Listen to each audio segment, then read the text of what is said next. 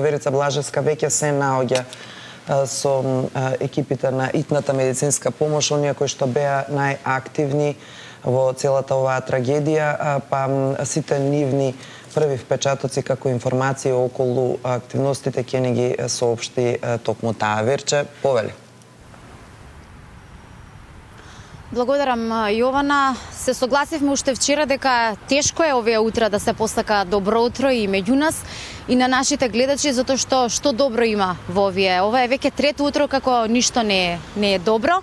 Меѓутоа, сепак емисијата е таа, програмата е таа, ние сме екипа која што мора да ги донесе, како што и вие уште од вчера им кажавте на нашите гледачи, сите информации, да се потрудиме да допреме до сите оние кои што на некој начин биле или вклучени или инволвирани, или на сите оние кои што на некој начин помагаат во целата оваа трагедија.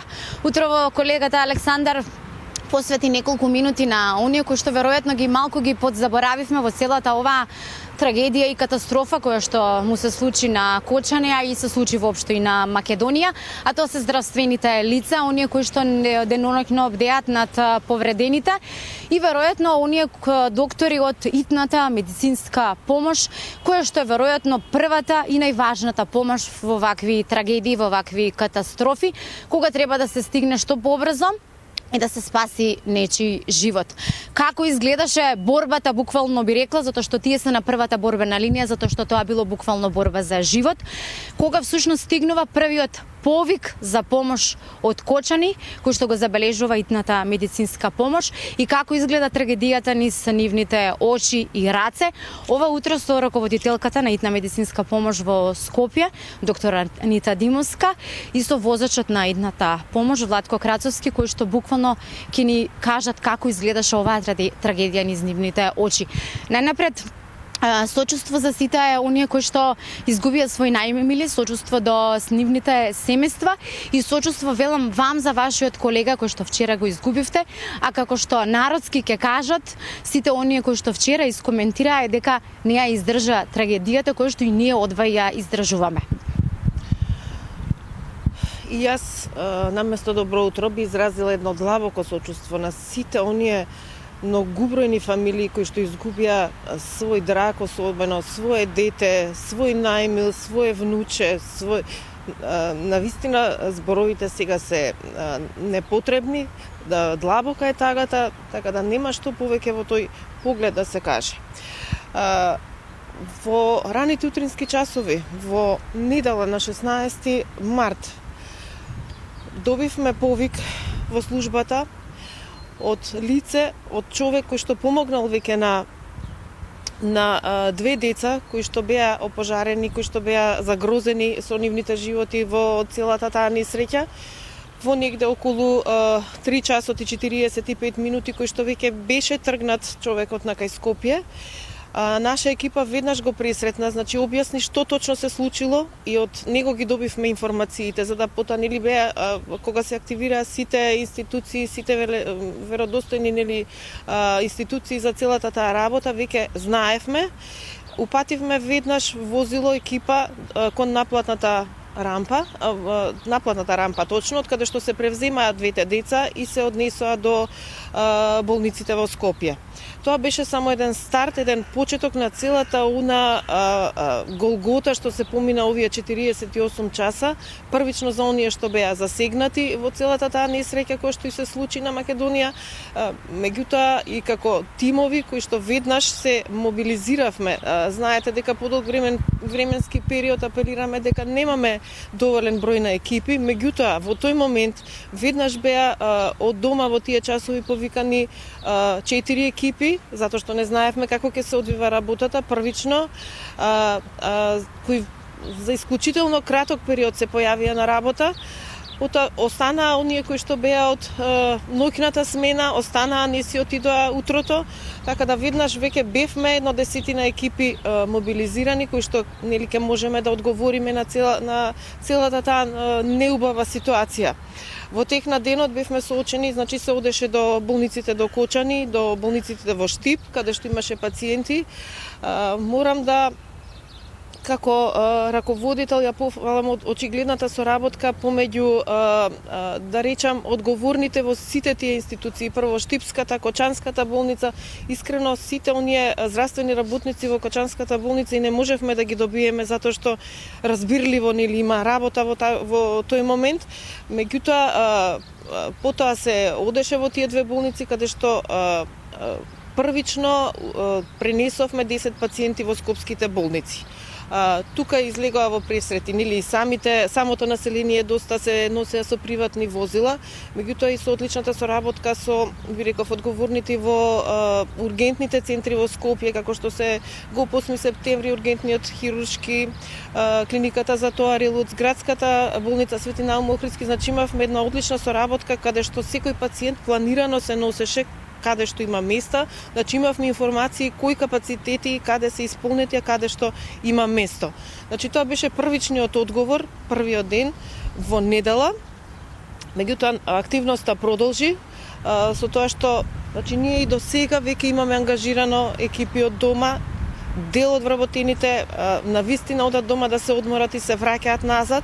Морам да искажам една огромна благодарност на сите тие вработени како тимови, доктор, сестра и возач кои што на вистина беа пожртвувани и несебично се дадоа за целата оваа ситуација. Значи од претходниот ден и вчера и во неделата почнаа транспортите во другите земји каде што активно во тек на цел ден транспортираме пациенти од болниците до аеродромот каде што се транспортираат потоа со авиони во останатите земји. Има најава и за денешниот ден, така да ние, ви реков уште еднаш благодарение на несебичноста на тимовите и денеска сме спремни да одговориме на сите тие транспорти кои што треба да се вршат, секако и со присуство на анестезиолошки тимови од болниците. Доктор Димовска, навистина е можеби правата реченица да се каже дека на првата борбена линија, затоа што тоа била вистинска борба за живот. Може би е многу неблагодарно, може би е многу невкусно, меѓутоа морам да прашам, како изгледаше трагедијата низ вашите очи? Што се случуваше во Кочани тоа рано утро во недела? Значи, оние тимови кои што првично отидоа во Кочани, се упатија директно во болниците во Кочани и во подоцна и во Штип. Оние тимови кои што се вратија во тој момент, во истиот ден или назад со пациенти кои што дојдоа во базата овде, не можам да ви опишам колку беа потресени и колку беа значи во моментот кога се интервенира, адреналинот го прави своето и нели несебично се искуството покажало дека се вложуваме. Меѓутоа отпосле доаѓа стресот и сите оние емоции кои што како нормални луѓе и ние без разлика што нели тоа го работиме, не може да бидеме рамнодушни. Од друга страна, јас имам долгогодишен стаж во оваа служба, меѓутоа вакво нешто до сега не се случило од ваков карактер, поготово кога се во прашање деца и млади луѓе. Значи тоа што се случи е нешто стравично. Дека оваа ситуација навистина не вознемири сите, а особено беше вознемирувачка за вашите колеги кои што први биле оние кои што стигнале на лице место, откако го добивате првиот повик, како што кажате, во 3:40 рано утрото Мугри во недела. Дел од колегите велите кои што буквално биле оние екипи кои што први стигнале, се уште се вознемирени и потресени, се во стресна ситуација и не можат да говорат како што кажавте. Меѓутоа го имаме колегата Владко Крацовски, господинот кој што е возач на возило на итната медицинска помош овде во Скопје, кој што можеби не е во првиот ден, меѓутоа во вчерашниот и ноќта, цела ноќ, цело деноноќие, буквално 24 часа, превезувавте повредени пациенти. Господине Владко, кажете ми, дали некогаш досега, откако сте возач на возило на итната медицинска помош, сте сведочеле на ваков настан? Прво сочувство до фамилиите на погинатите и сочувство до фамилијата на колегата наш. Сум учествувал во многу ситуации, меѓутоа вакво нешто до сега се нема десено и се надам нема да се деси повеќе. Сликата е страшна, да гледаш тие млади луѓе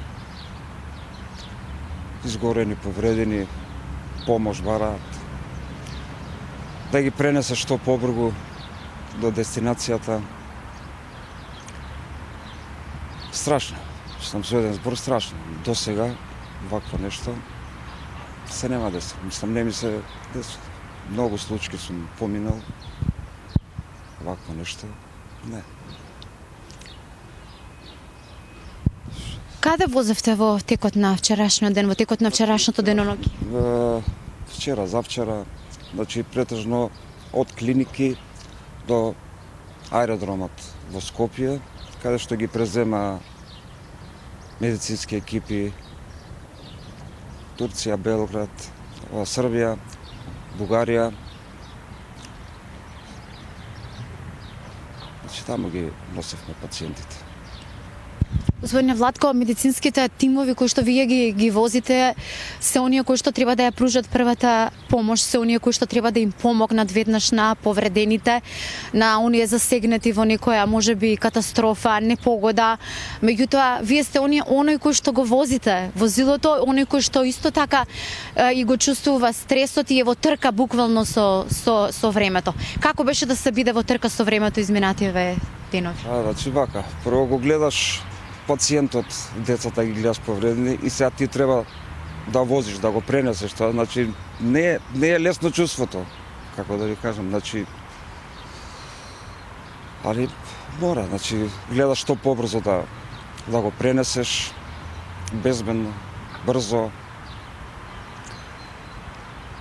Значи сликата е страшна, ем си го видел, ем сега треба да го носиш, значи малку е така. Ќе ви треба време да се приберете и вам и на сите ваши колеги. Сочувствувам уште еднаш за колегата доктор Димовска. Дали се уште стигнуваат повици? Има ли се уште повредени нови? Има ли нови повици кои што бараат можеби помош или совети? И министерот за здравство Теравари рече дека сите оние кои што биле на некој начин дел од настанот, иако мислат дека можеби немаат видливи промени или проблеми, би требало да се јават на кај својот барем матичен лекар. Така, секако дека некои симптоми отпосле се јавуваат и така да онаа препорака на министерот важи секако, значи секој некој што бил во таа дискотека, во моментот се чувствува дека не му е ништо, дека е здрав, ако почувствува било какви симптоми, секако дека треба да се јави кај во соодветна медицинска установа. Јас би истакнала уште еднаш благодарност до екипите на итна помош кои што одговорија најпрофесионално на целата оваа ситуација. Од друга страна би сакала да истакнам една благодарност до граѓаните кои овие 2 дена на вистина телефоните малку звонеа. Значи се јавува само оние кои што имаат вистинска потреба од итна помош и реално тоа беа граѓани кои што имаа потреба од нас. Значи општо имаше разбирање за целата ситуација во која што се наоѓаме. И уште еднаш да изразам искрено сочувство до сите семејства и до семејството на возачот на итната медицинска помош во Кочани.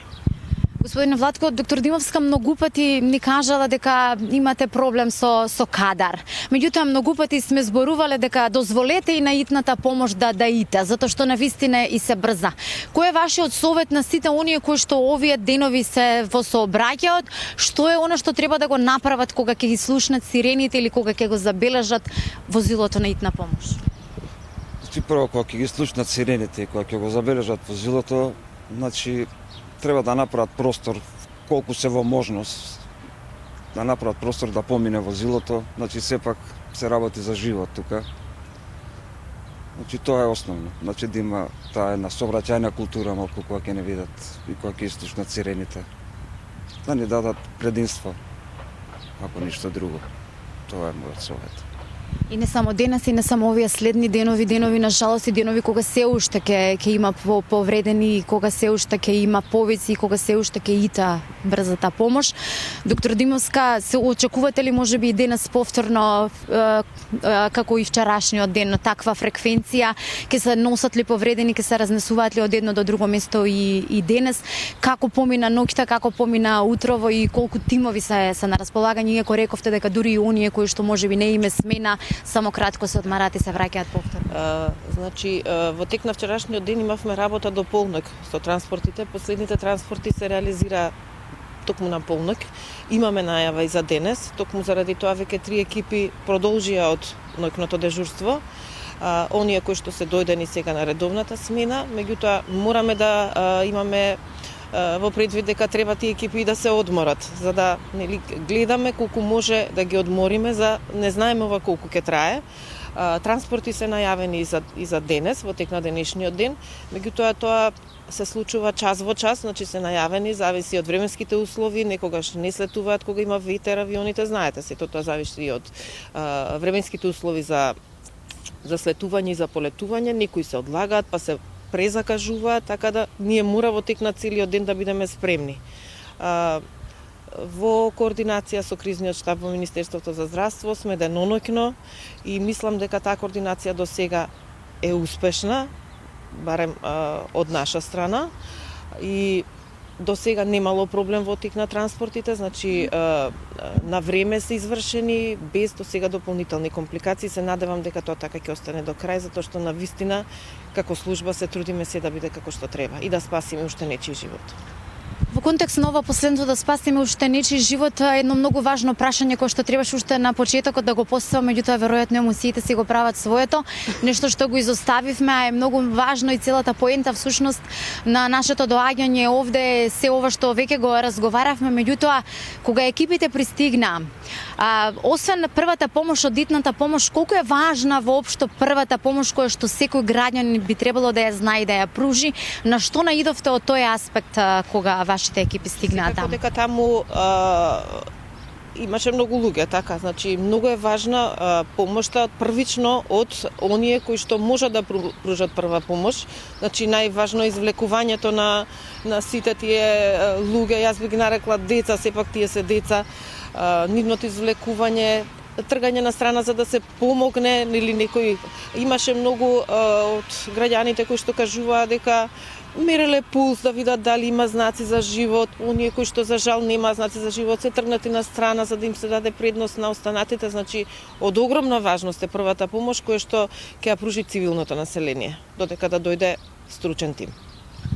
Го научивме тоа, но се надевам искрено и сите ние верувам дека длабоко се надеваме дека никогаш повеќе нема да ни е потребно да го знаеме истото и нема да ни се случуваат вакви нешта.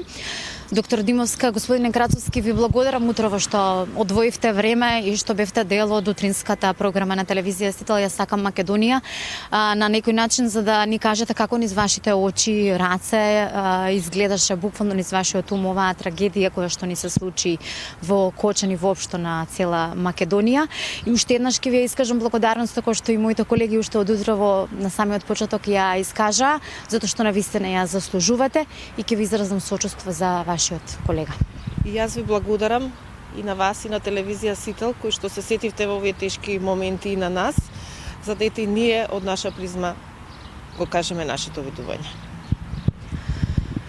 Колеги, на некој начин се обидовме да одговориме на некои прашања кои што можеби беа нејасни, на некој начин сакајќи како што и вие кажавте утрово да им ја искажеме благодарноста на здравствените работници, особено на оние од итната медицинска помош кои што биле првите кои што ја понудиле својата помош, кои што итале да стигнат да ги спасат повредените, да спасат што повеќе луѓе и кои што буквално изминативе 48 часа не спијат затоа што телефоните звонат, возилата возат, односно ги возат нивните возачи и ги пренесуваат пациентите од едно до друго место или низ болниците во земјава или на транспорт во лекување во другите држави. Тоа беше она што можевме како прво јавување од терен во денешното издание да го кажеме овде од итната медицинска помош во Скопје. Перица Блажевска, изминативе 15 минути во живо од итната медицинска помош, заедно со Верче, заедно со Јована и заедно со нашата екипа. Овие изминати 15 минути ги посветуваме на сиот медицински персонал од сите болници во земјава и од клиничкиот центар, најмногу на итната медицинска помош, но пред се овие 15 минути се извинувам што поминува во овој разговор ги посветуваме, како што кажа и Верче, на Иле Гоцевски, човекот од итната медицинска помош од Кочани, од општата болница, кој што за жал го загуби животот, веројатно и предпоставувајќи од стрес што сето она вечерта што го виде, што го начека на лице место, а како верен работник на медицинската помош во Кочани не можеше да го издржи неговото храбро и добро срце. До неговото семејството на Иле Гоцевски длабоко сочувство од целата наша редакција и ете овој човек ќе биде херојот кој што не додржа, направи многу за Кочанче.